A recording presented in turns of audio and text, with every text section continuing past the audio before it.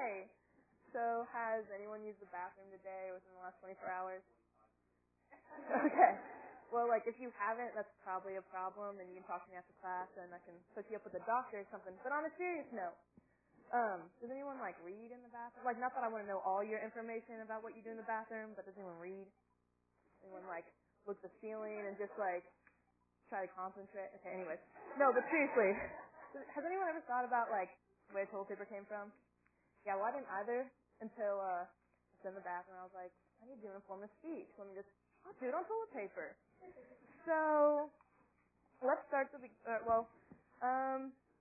goodness. So today I'm going to tell you, like, what happened before toilet paper. I'm going to tell you the history of toilet paper and just a few random facts. So let's start at the beginning and see what people used before toilet paper.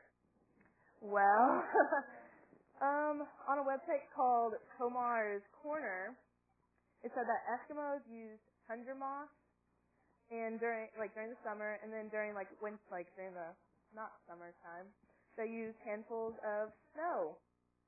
So then people in tropical areas use mussel shells and coconut shells. If anyone wants to think about how that might feel.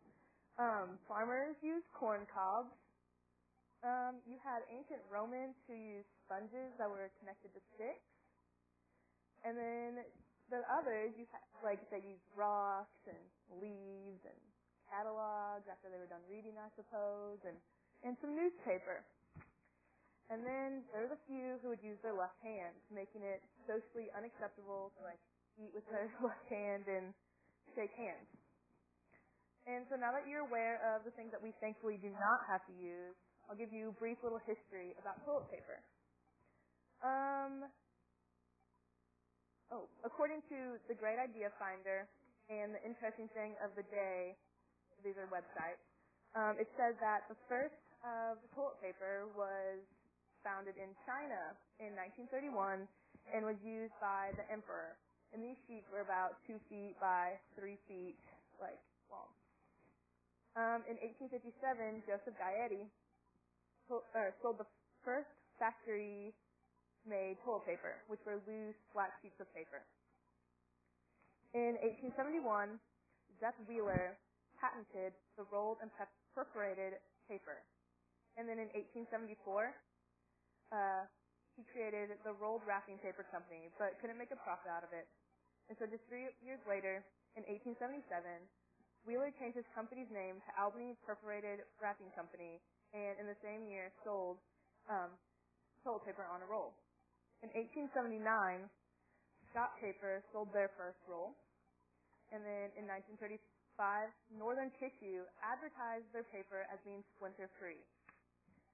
And then finally, in 1942, St. Andrew's Paper Mill offered the first of its kind, which was 2-ply paper, which was much softer than 1-ply.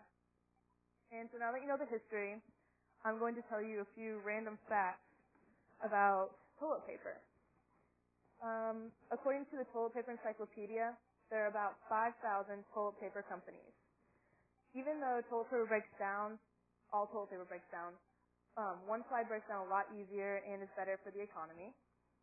In Desert Storm in Saudi Arabia, the military used toilet paper to camouflage their tanks from other armies. And then the average family uses a roll of toilet paper within 5 days, with the average roll weighing about a little over a half of a pound. And then the last random fact is that the Pentagon uses about 666 rolls of toilet paper a day, if that's not creepy to anyone.